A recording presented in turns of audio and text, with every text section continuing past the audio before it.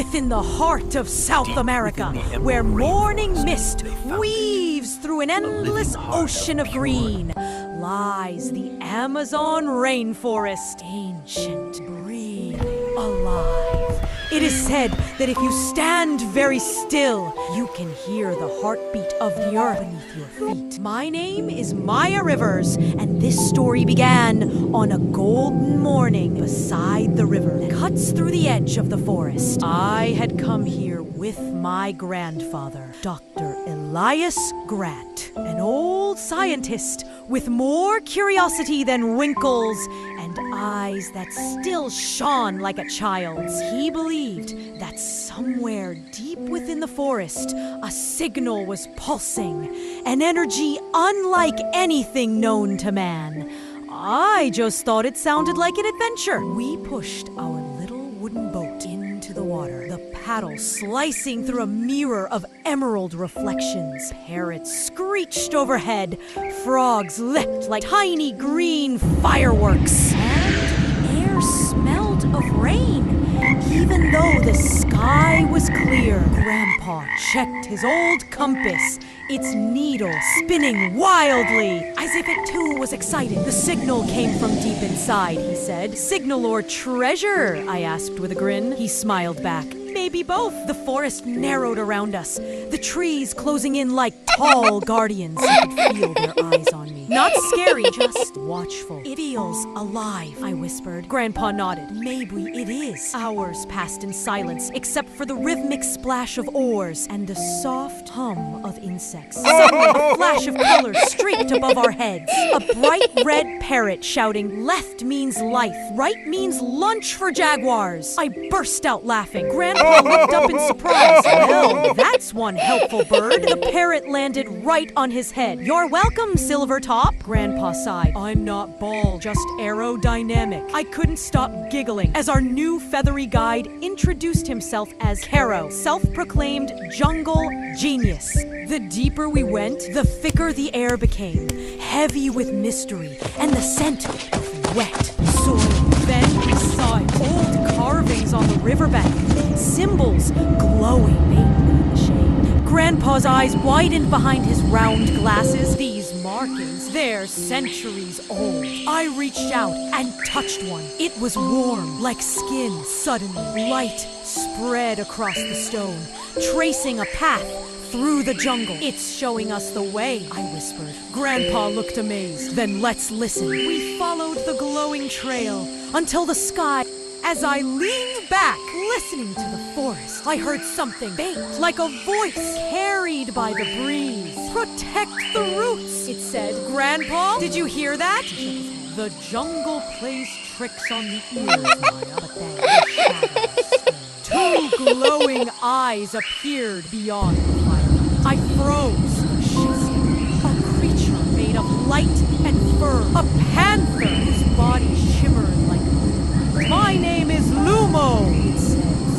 "You carry the mark of the rainbow." I blinked. "I carry what now?" Lumo's golden eyes met mine. "One who listens to life," it said. Grandpa lowered his voice. "We're here to understand the signal. Can you help us?" "The forest sent for you," Lumo replied. "Follow before dawn forgets." So we followed. Lumo's paws glowed faintly, leaving trails of light on the ground. The jungle opened before us like a living maze. We crossed waterfalls that shimmered in silver light, climbed over roots, caves glowing with blue mushrooms.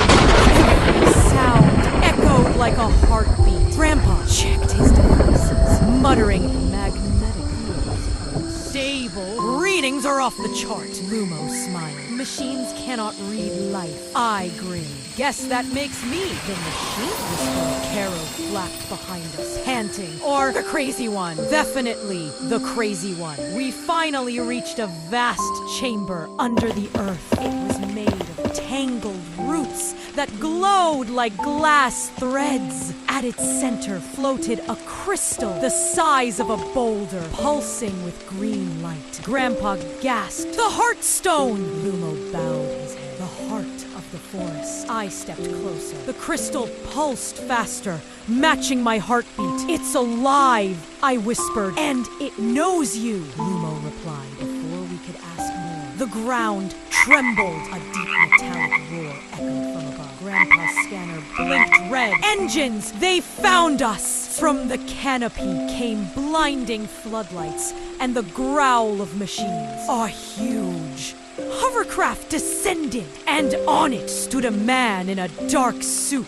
Rex Dalton, corporate titan, known for turning everything green into gold. Harvest that crystal, he shouted.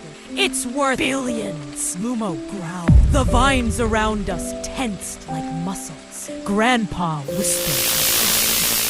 I clenched my fists. No one destroys this place. The machines surged forward, saw blades spinning, the forest screamed, a sound that felt alive. I grabbed my slingshot and fired glowing berries that splattered into sticky vines. Caro dive-bombed the drones, shouting, "Incoming metal monsters!" Grandpa threw a device that sparked, jamming the drones. Rex pointed at me. "Capture the girl! Try me!" I yelled. Lightning split the sky as Lumo leapt into the air, his body shining bright blue. Roots erupted from the ground, wrapping the machines in coils of light. The Heartstone pulsed faster, brighter, until the night was heavy with secrets.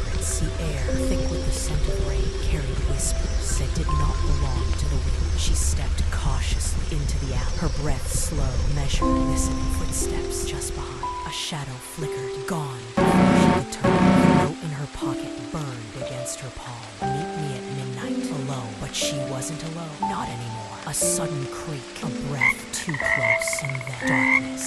Some mysteries are meant to be solved. Others never should be found. He whispered. Grandpa chuckled weakly. The rarest kind. The forest sang. Birds, insects, water, all in harmony. It was as if everything had taken one deep breath. After centuries of silence, we made our way back to the river. The water glittered gold in the new light. Grandpa cleaned his old camera and took one last picture. "What will you call your discovery?" he asked. I smiled. "It's not mine. It belongs to everyone." Caro puffed his feathers. "Even me?" "Especially you," I said, laughing. As our boat drifted away, I looked back at the endless jungle. Mist rose once more, and for a moment I thought I saw Lumo's shape in the sunlight, watching, glowing faintly. The wind carried a whisper. "Thank you, Winekeeper." I closed my eyes and listened. They say the Amazon is the lungs of the planet, but to me it's more. It's a memory, a guardian, a voice that never stops singing. If you ever stand beneath its emerald leaves and hear a whisper, the earth always remembers.